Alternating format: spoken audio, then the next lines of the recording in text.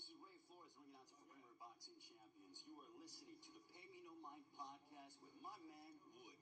Oh, the Magic Man Malinaji giving a big shout out to the Pay Me No Mind podcast. What's up, everybody? This is Swift Jerry Heard, 20-0, 14 knockouts, the new IBF champion of the world, and I'm right here with the Pay Me No Mind show.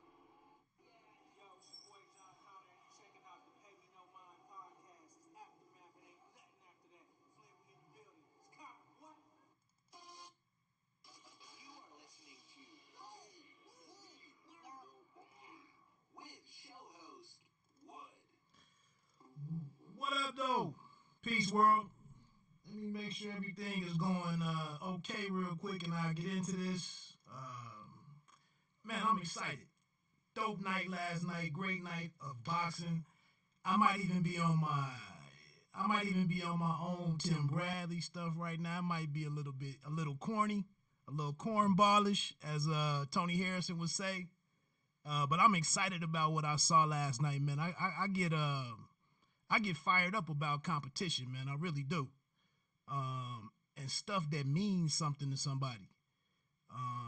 I've been mentioning it before, man. I get bored with a lot of the mainstream sports because, with the exception of football in some ways, you just don't see real competition out here. You don't see people really going for it. It doesn't look like it means the world to the individuals. And I can't give you 3 hours of my time, 2.5 hours of my time, and you don't really care about what you don't really care about what's going on or what you're doing. If it don't mean nothing to you, it don't mean nothing to me, and I can keep on about my way. And that's just kind of how I feel. But last night, this looked like it meant something to these two guys. It started out a little funny.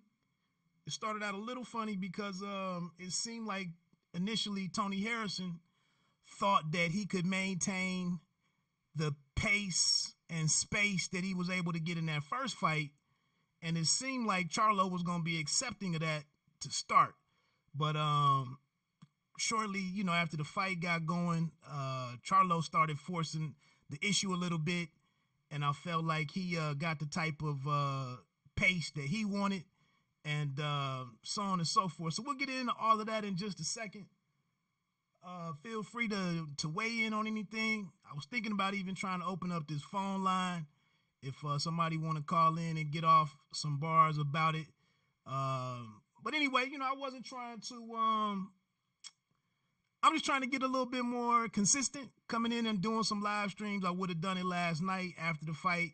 It did end a little earlier with it being on PBC on Fox show versus, being something that's streaming on the Zone or Showtime Championship Boxing when the cards tend to start a little later. But last night, like I said, with the being on PBC Fox, that is one of the positives, one of the many positives of the Fox shows, is that they come on a little bit earlier, and it's an opportunity for people, us YouTubers, to do some things afterwards. But I'm gonna break down the card. I did a little impromptu breakdown earlier. I'm gonna try not to reiterate much of that.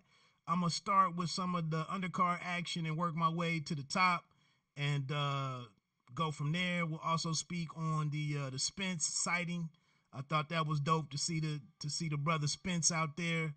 I had this young lady last week say something to me on Twitter about Spence, and I'm like, why are you talking to me? We're in this weird ass world. We're in this weird space with boxing, and some people are so aligned or are so tightly affiliated or have this huge these strong, deep-rooted allegiances to these fighters and to some of these promotional entities and whatnot. And it's a lot of tit for tat stuff, man, that I'm just really not with. Let me make sure this volume is good real quick. I was messing around with some settings and want to make sure. I was trying to separate some stuff. Oh, that ain't even right. Okay, but let me get into it, man. I wanted to talk about. Let me see where I was on the card real quick, and like I said, we'll jump down to the undercard a little bit. Talk on those. If anybody comes into the chat and says anything, we can definitely chop it up about that. It's one thing I need to get set real quick. Want to get some. All right, yeah. Taking a look at the fights from last night. It did start. The action did start on FS1, PBC on FS1. The action did get started over there and then moved over to Fox Sports on at like 8 o'clock or whatever. So let me jump over here real quick, see where I want to dive in on this thing. Trying to think what the first fight I saw was. I'm mad because I missed the Stanionis fight, the welterweight, fighting out of I think he's down there with Shields, I believe. I did miss his fight. I saw that he got the KO in 3. So I'm looking forward to how they move him along next year. I'm gonna see if I can go back and find that fight. I thought the kid had a very educated game all around, and did keep an eye on what was going on with him. So I'm gonna have to find that. Shout out to the kid, Anthony Flagg. I believe he's out of Detroit. I caught him up in Detroit at I think 2 different fights up there with the second to none promotions card. He got a 3-round knockout, but it's dope to see him go from, being on the, like I said, being up fighting in Detroit to actually moving on and getting on the undercard of some of these PBC shows. So definitely excited to see what that kid is going to do as super middleweight. He definitely, that's one of the things with supporting club shows, is you get out there and you get a certain sense of what could be around the corner. So like I said, that's one of the exciting things. Why would this shit not stay on? That's one of the exciting things about trying to catch some of these kids before they get to where they're going in their journeys. Another thing, so I think on the telecast, the first fight that I believe I saw of the night was the Raymond Gajardo fight against Donis Reed. Pretty good way to start the show off. Gajardo. My Spanish is weak, but Raymond Gajardo, I think, is how you say his last name.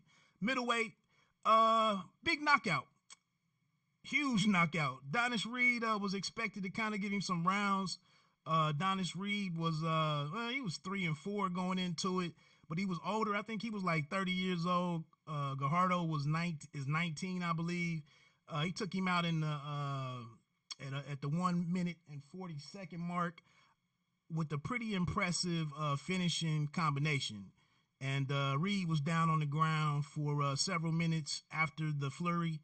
But I thought it was good action from the kid. Short night of work.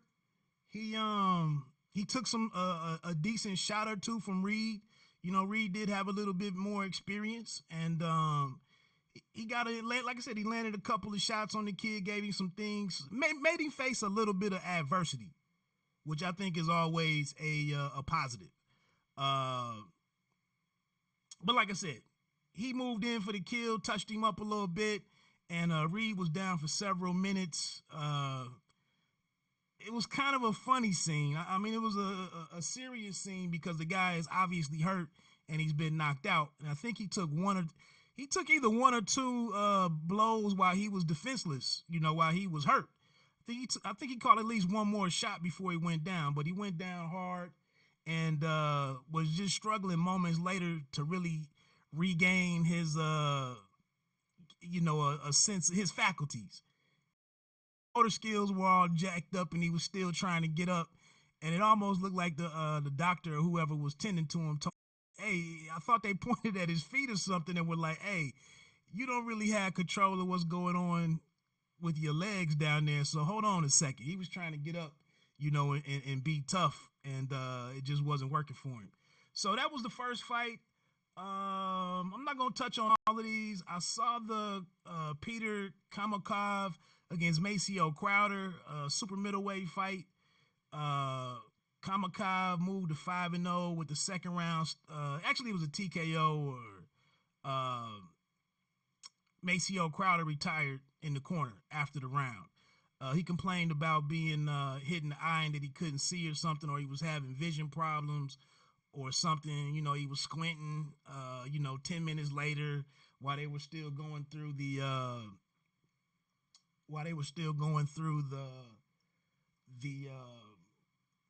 decision. And why is that looking like that? Yeah, just making sure something was still working. But anyway, I'm not gonna bash the guy too much. He probably was overmatched, and being outclassed. Kamakov was putting it on him a little bit. And, he gave Kamakov 2 rounds, and I guess, he decided he'd had enough.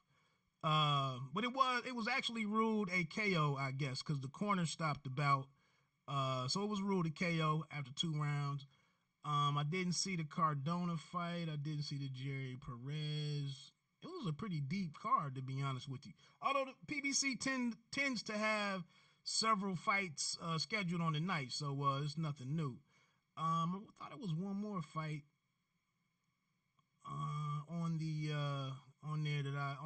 preliminary card. I missed the Andre Darrell fight. I don't know if that was televised or not. I see he got a 5th round KO up at light heavyweight. I believe that might have been his debut up there.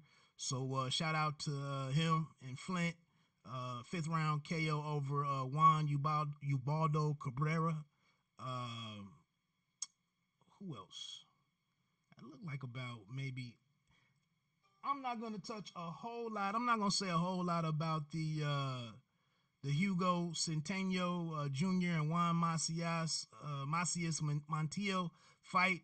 They ended up being a draw with cards of 97-93 for Centeno, then 96-94 for Montiel, and then Lou Moret made it 95-95 for the draw. It was a pretty decent fight, but I got to be honest with you, man. When you're watching several hours of fights, 4.5, 5 hours worth of fights, it is kind of the ones that are less exciting. Guys aren't clearly being hurt, no knockdowns and whatnot. You do kind of gloss over some of these fights, and I think Centeno Jr. while I thought he was winning a lot of the rounds, I thought he got into a situation where he tried to be a little too cool, honestly. And props to Montiel for never really, for not getting lackadaisical and for fighting his way through and doing enough to, get a victory on it. I mean, to win it on at least one card and earn the draw on the other to avoid, taking another loss in his career, which I guess he already had 4.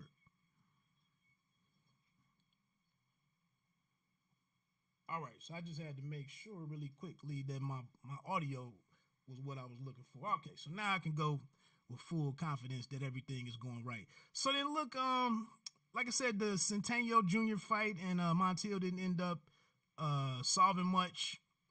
We have seen Centennial quite a few times on the PBC, on many of their telecasts. So, solid fight from them. I think the first one that really... Why does this keep doing this? The first one that really... I'm about to get into the major part of the card real quick. Just trying to set something up. There we go. All right. The early shocker to let you know we were in for a pretty good night of boxing was where is it at real quick? Jack Tapor, super featherweight Jack Tapor and Oscar Escandon. And shout out to Escandon for continuing to show up and truly living out the moniker of or the mantra of Bite Down Boxing, which is don't let them count you out. I've seen Escandon in there with Gary Russell Jr., a couple other guys.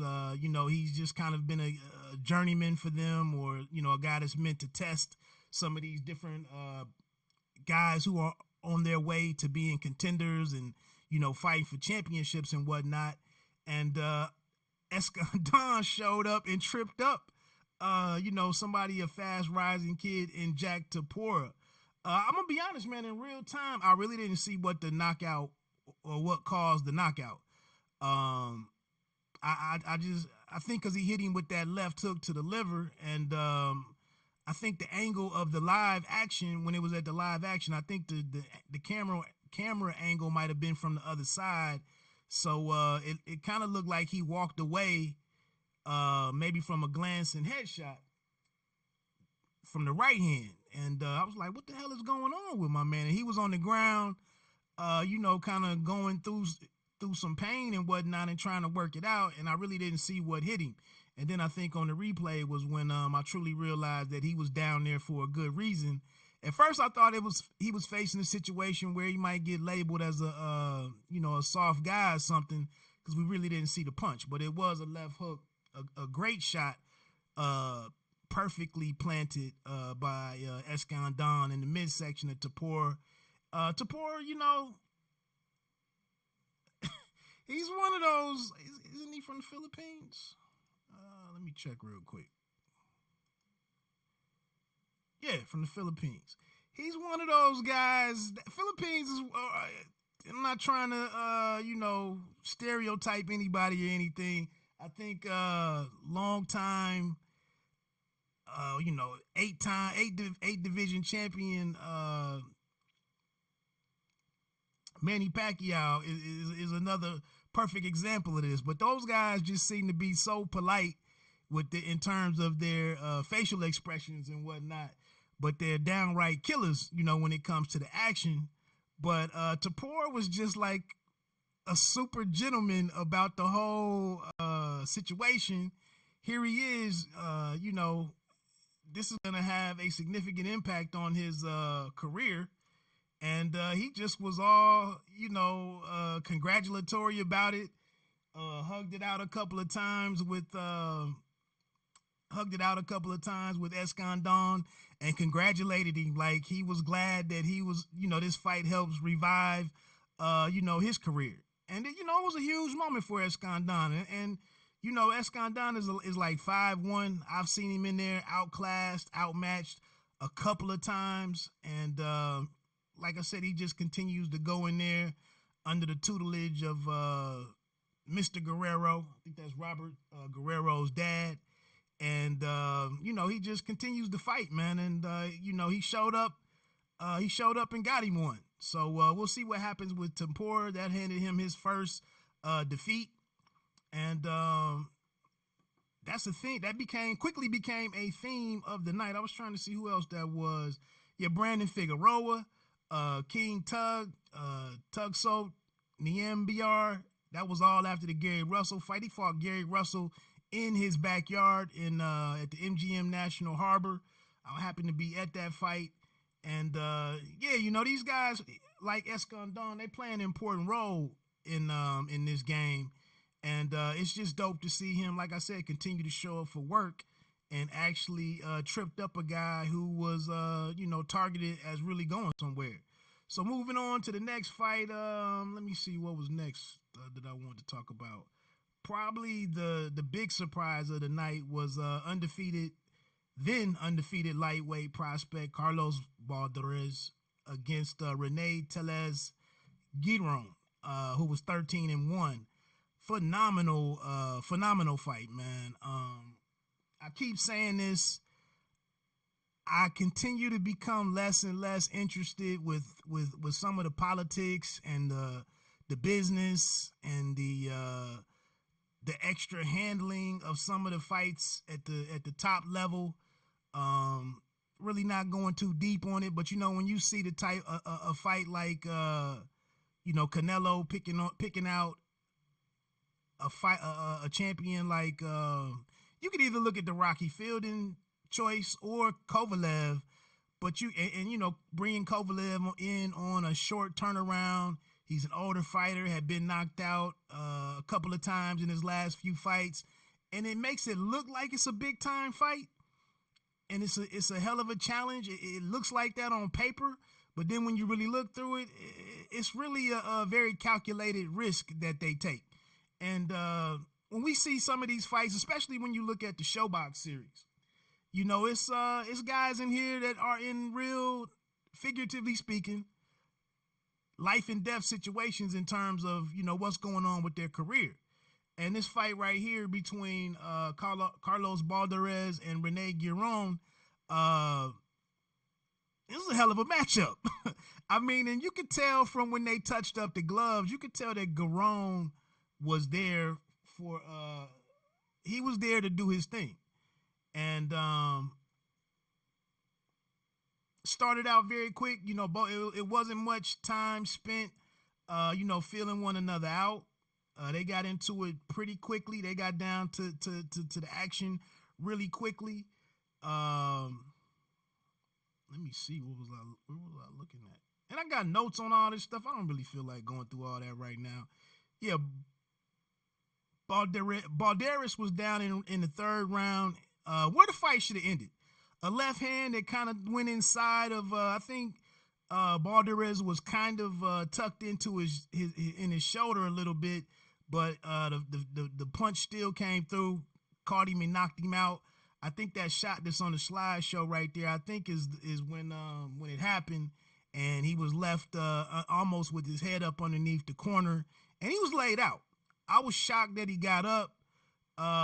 And we see a kid, I mean, this is a 26 Olympian who at that particular moment is probably seeing a lot of stuff flash before him. He's probably cognizant of, oh, hell, I'm down here. I'm not supposed to be down here. I got a lot invested in this. I got a lot of sweat equity. I got my whole future invested in making this thing work. And I shouldn't be down here on the canvas right now. But you saw him fight to get up. He did get up. He did beat the count. And then it gets a little sketchy because Ray Corona, the referee, asked him, do you want to continue or can you continue? Do you want to fight on? And as he's getting ready to respond, or as he's responding, Carlos Balderas starts stumbling back into a few feet back into the ropes, into the corner. And at that point in time, the fight really should have been waved off. To see this happen last night, and to see Meldrick Taylor's career, altered with his fight against Chavez Jr., with Steele, I think Richard Steele, he wished he could have got this kind of love. His whole from the next day forward to the rest of his boxing career might have been a little bit different if he didn't have to go back and had a rematch with Chavez where things kind of went downhill for Taylor. But anyway, Balderas, he goes over to his corner. His corner is trying to, hug on him and wake him up and revive him and get him together and hope, they're fighting too. Their future is a little uncertain at this point too. They got a lot invested into this kid. And so things get uncertain. He comes out in the 4th round and, Giron is trying to take him apart and catch him while he's still dazed. But I give Balderas a lot of credit. He could have packed this thing in, but his amateur pedigree and the Olympic experience and all of that kind of shines through here. And he fought his way back into it. I think in the fifth round, I think he really kind of got back to himself. I think later in that 4th round, he probably got back to himself. He started using his height and reach a little bit. He started to be a little bit more offensive and trying to work himself back into the fight, understanding that he still could pull this thing out, being given this second opportunity. But it was still a chance to either, get out of this thing with a draw or maybe come back and stop Giron if he could catch him with the right shot. And, we get into the 6th round. I thought he was back all the, he was dropping his left hand a little once again and kind of looking, getting back into adding some of the flair that he fights with and getting into, how he normally looks. And Giron he springs in again with that left hook and hurts him there at the end of the round once again. And this time, it wasn't much that Ray Corona could really help him out with. And, he takes the first loss of his career, dropping to 9-1. And it becomes interesting, boxing is a cold game. It's a cold world. Nobody really, what's next for him? We got to see. That shot right there that's on the screen right now, I believe that's the first knockdown.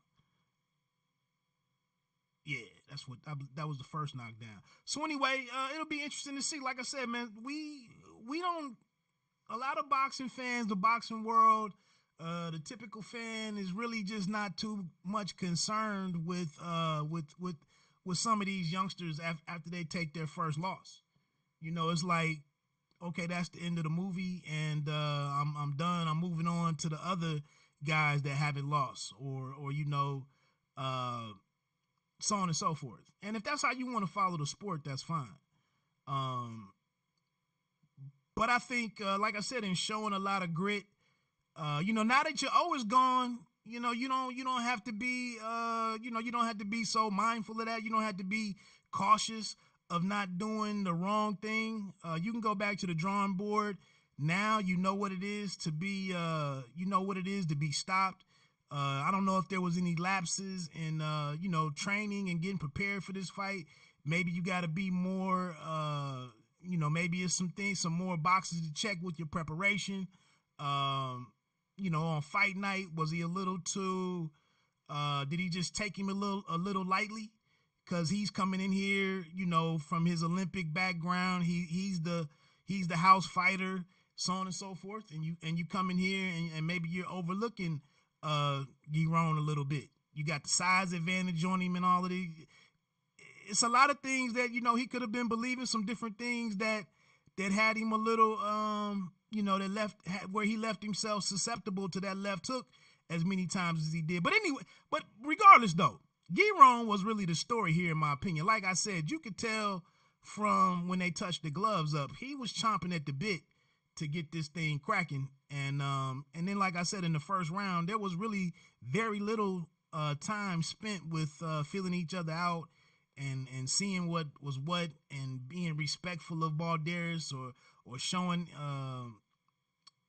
being deferential to anything or whatever. He really went in there to take that dude apart, and he went and got the job done. So really, I'm interested to see where we go, or when's the next time we see Giron. Yeah, he was pretty slick to me. That was at lightweight, 135 pounds. Let me see what I want to get through here next. Moving on to, I think the next fight on there was the heavyweights. Yeah, because we already did Tapora. The heavyweights. F.A. Ajagba at 11-0, entering the fight against Iago Kaladze, 26-4-1. Ajagba is a work in progress. Obviously, with his height, kind of his build in some way. What I like about him is he's not the big lumbering heavyweight. He's not a guy like Dillian White. Maybe not Chisora so much, but he's not that bulky, wide guy. I see a Ajagba on Instagram and whatnot. It looks like he's steadily working on his agility, his footwork, his movement and whatnot. It looks like that could continue to be a part of his game. And like I've mentioned before, right now, the heavyweight division, when I'm looking there out onto the horizon to see who's on the come or who's on the come up, I'm looking at heavyweights who still have some great athleticism and who can move around and avoid the right hand of Deontay. That's like my one criteria. How can you give yourself a chance in a 12 round fight with Deontay Wilder and his right hand? That's kind of my whole prerequisite that I'm trying to verify when I'm watching some of these different heavyweights. We saw the kid yesterday over at Copperbox in the UK, Triple D, Daniel Dubois, taking a look at him. And now he's not the biggest, or he's not the fastest, quickest guy, but his combination of his toolbox is impressive. And, with a lot of time, I'm not saying in the next fight or 2 fights from now that he's ready for Deontay Wilder, but he still moves pretty good for a guy who's 6'4", 6'5", and has some good size on him. But getting back here to Ajagba, who's, like I said, a newcomer, really relatively new to the game. You gotta respect these guys to get started late in this game and continue to and to be.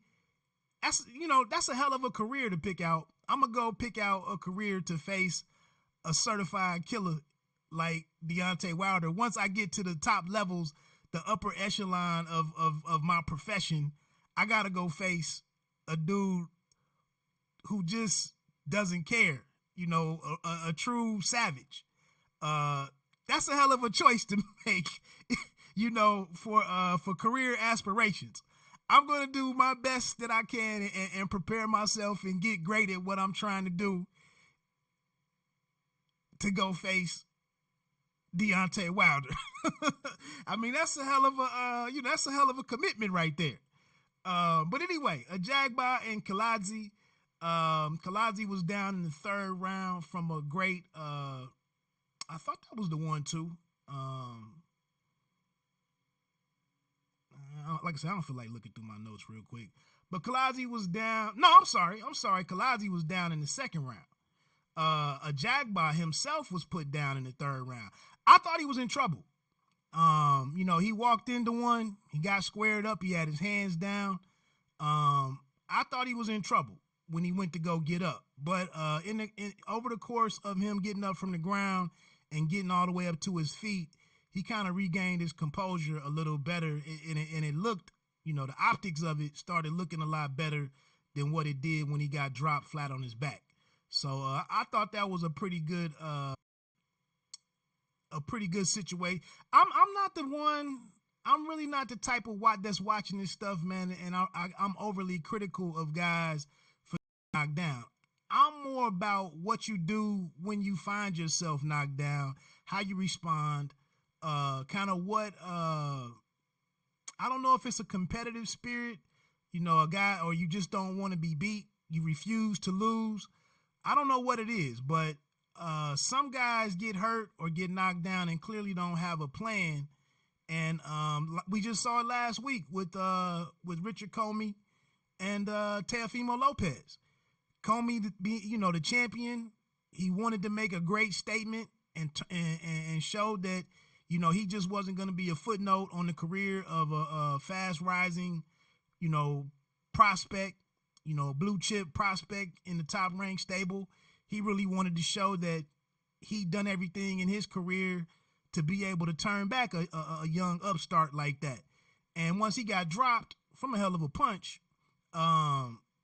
he didn't have any plan. He didn't have any plan of how to give himself a chance to recover and work his way back into that fight.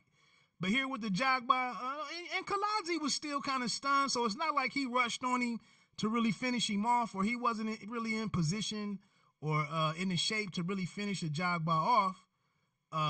So it really wasn't like a Jagba was totally, under duress. But we get back into the fourth round.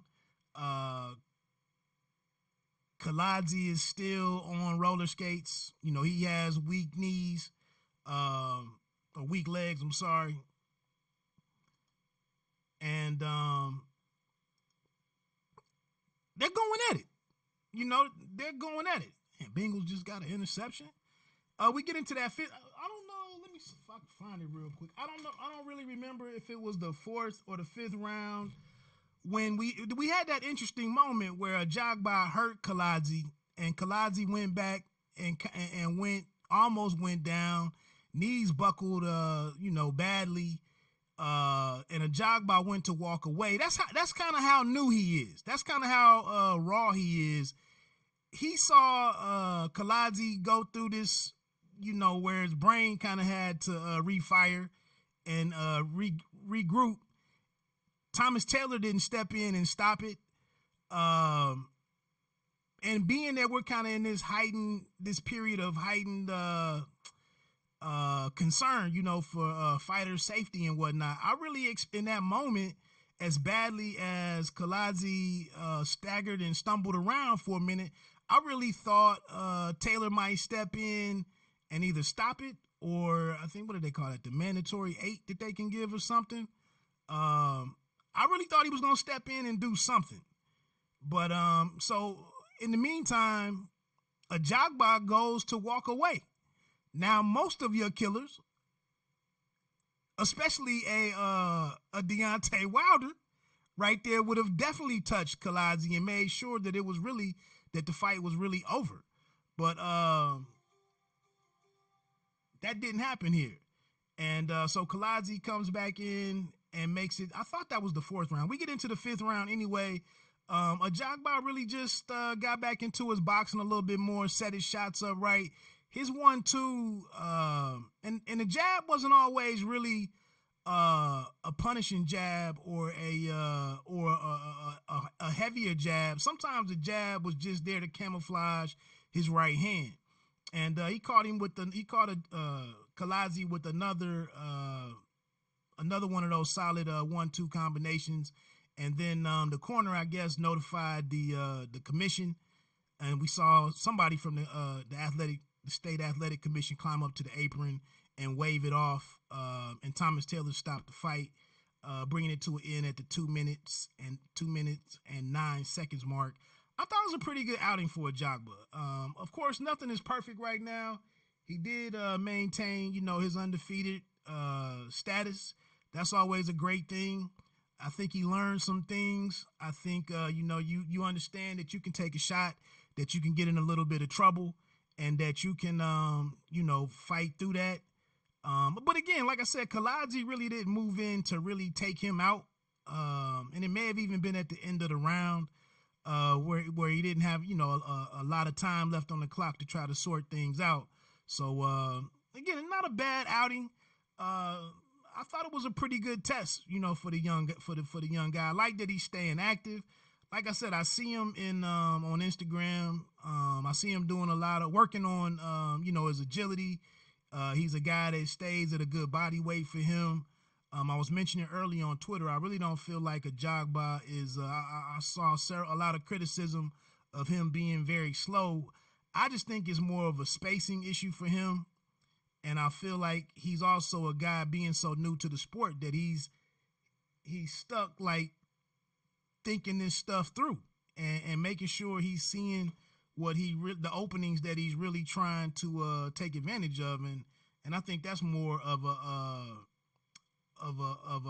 problem for him right now, or an area that, he needs to improve, is just making sure that he has the right spacing when he goes to certain shots. Like I said, you can see when he was from the outside, he was pretty damn effective when he was when he had Kaladze, when he kept him at the end of his punches.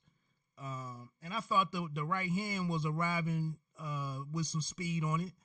I thought he was putting that combination together pretty well. But again, I mean, he's a 6'6" guy who's got a lot of length on him. And I mean, I think he just, sometimes when you're marching towards a guy, you're walking him down and you're banging away and slugging and whatnot, you can tend to get you move in too closely, or the guy stops moving and now you're kind of mid range or just inside mid range, and now you got to go to different shots, and it just seems like all of that's not just a natural adjustment on the fly for him.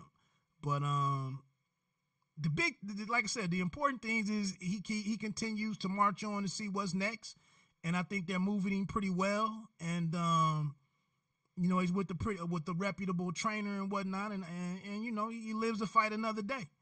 But let's get into the main thing, man. The main event. Wow. I had some reservations because they had talked this up so much, and it had been so many months with the fight being delayed. We know that in the interim, Jamel went on and had to fight with Cota, I believe, with Jorge Cota. So it had just been months and months and months of talking, and Harrison's message pretty much became kind of redundant or repetitive. And then, once we get into fight week and we have the press conferences and whatnot, these guys had just said all of the disrespectful stuff that could be said about one another. And like I said, and then you start overanalyzing things. I was a little concerned with Charlo, to be honest. Like I said, we all latch on to the different details that stand out to us. But the one thing that kind of had me wondering where Jamel was with his psyche was the fact that he wore the dark shades to the press conference stare down. And that just seemed to be a little contrary to what he was looking to, how he was looking to challenge, the manhood of Harrison, or to really, because I think that was a thing. That was the theme of this fight.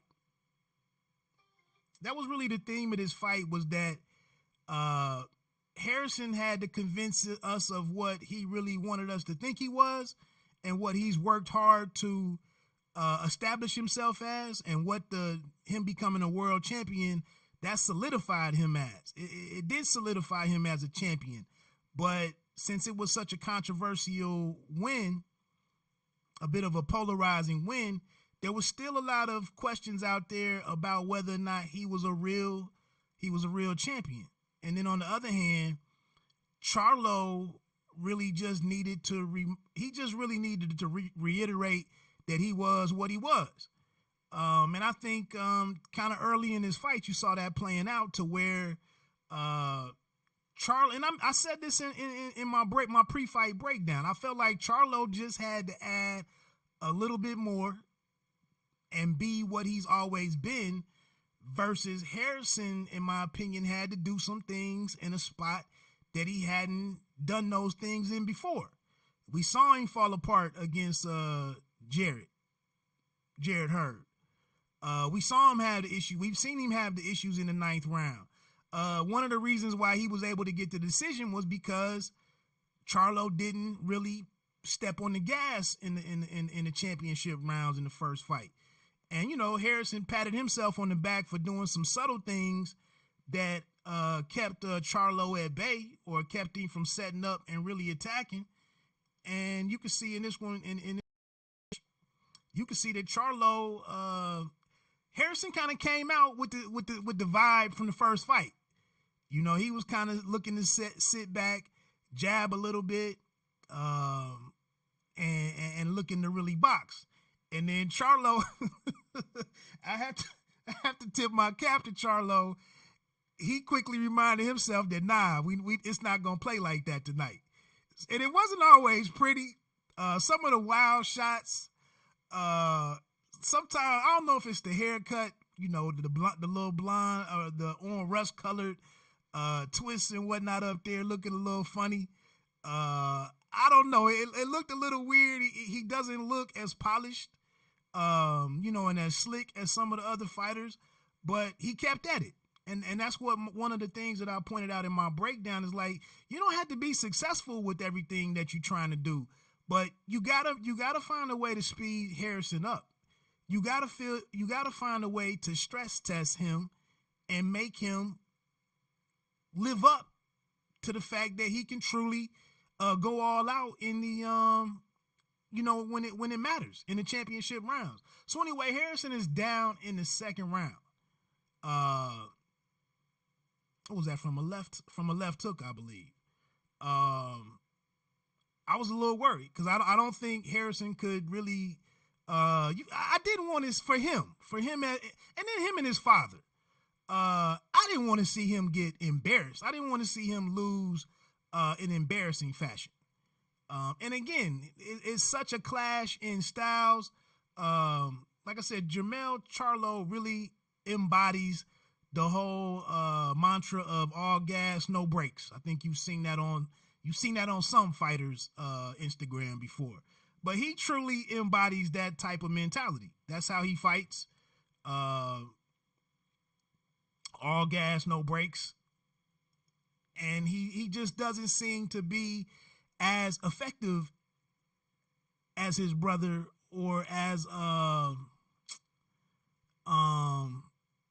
his execution just really isn't on the same level as his brothers, in my opinion. You saw that in the Austin Trout fight. It seems like he excels when he's able to create confusion. And that's how he got the first knockdown, was his pressure created a bit of confusion, had Tony Harrison's arms flailing a little bit, and he was able to land a shot inside of Harrison's longer arms and whatnot. And I think that's what part of my breakdown was. He needs to create those types of moments to create the mistakes or the openings for him to land his bigger shots. That was another part of the theme in this matchup, was I had to believe that Charlo could hurt Harrison if he caught him flush. I wasn't so sure if Harrison could really ever hurt Charlo. But anyway, Harrison gets up, and we get into a hell of a match. I mean, from the second, we get into a hell of a match.